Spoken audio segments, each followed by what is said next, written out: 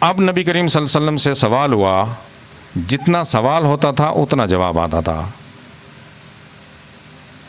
قل اوحی الی انہ استمع نفر من الجن، حضور صبح کی نماز میں قرآن کی تلاوت فرما رہے تھے تو جنات کی جماعت وہاں سے گزری، وہ وہاں بیٹھ گئی، انہوں نے قرآن سنا، ایمان لے آئے۔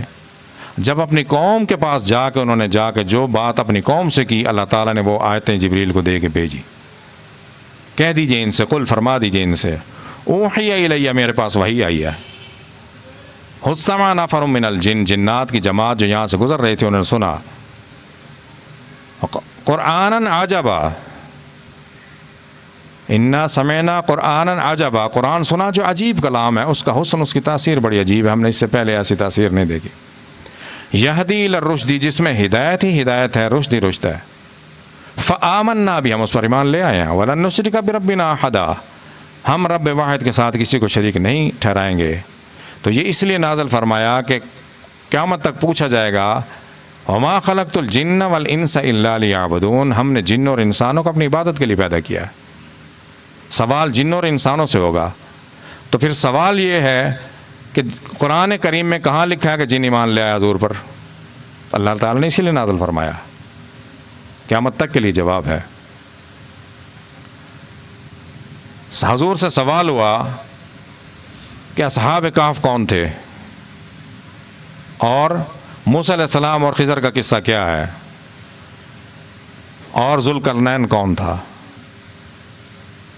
تو سورہ کہف نازل ہوئی، اس میں یہ تینوں قصے ہیں، جیسے سوال ہوا ویسے سورہ کہف نازل ہو گئی۔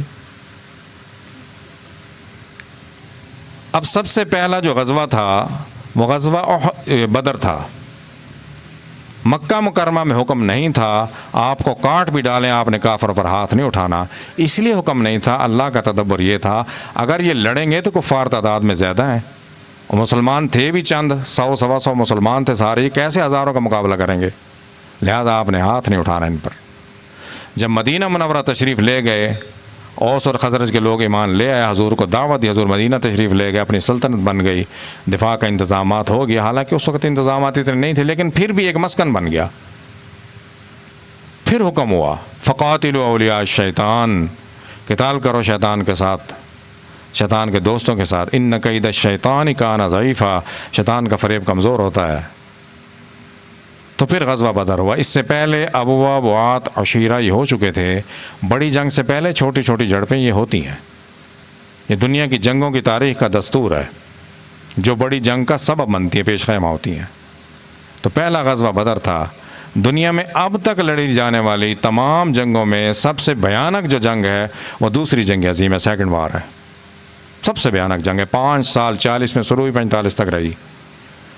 یہ جنگ 5 جرنیلوں کے درمیان جنگ تھی، اور بھی جرنیل تھے ان کے ماتحت لیکن بڑے جرنیل 5 تھے، 2 ایک طرف 3 ایک طرف۔ جنرل رومیل جرمنی کا، ایڈمرل یاماموتو جاپان کا، یہ دونوں ایک طرف تھے، اور دوسری طرف امریکہ کا جنرل روزویلٹ، رشیا کا مارشل زیکوف اور برطانیہ کے جنرل منٹگومری، یہ 3 ایک طرف تھے۔ یہ 5 جرنیلوں کے درمیان جنگ تھی، دنیا کی اب تک سب سے بھیانک جنگ یہی ہے۔ تو پہلا غزوہ بدر ہوا۔ اب غدر میں کفار کو جب شکست ہوئی تو صحابہ 3 حصوں میں تھے، ایک وہ دستہ جو حضور کی حفاظت پر مامور تھا، ایک وہ نوجوان جو آگے بڑھ کر لڑے تھے، اور دوسرے جو ان کے پیچھے کمک کے لیے موجود تھے، ان کے سہارے کے لیے۔ کفار مال چھوڑ کر بھاگے، اب مال غنیمت اس کی تقسیم کا معاملہ تھا۔ جو حضور کی حفاظت پر مامور تھا انہوں نے کہا کہ ہمارا حق ہے، حضور کی حفاظت پر ہم مامور تھے۔ جو آگے بڑھ کر لڑے انہوں نے کہا لڑے تو ہم ہیں، ہمارا حق ہے۔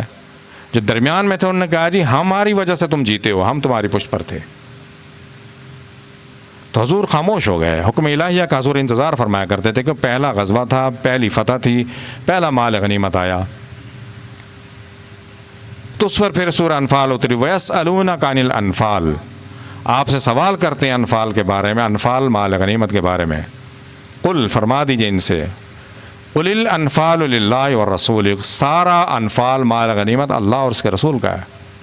فاتقوا اللہ، اللہ سے ڈرو، واصلحوا ذات بینکم، اور صلح کر لو آپس میں۔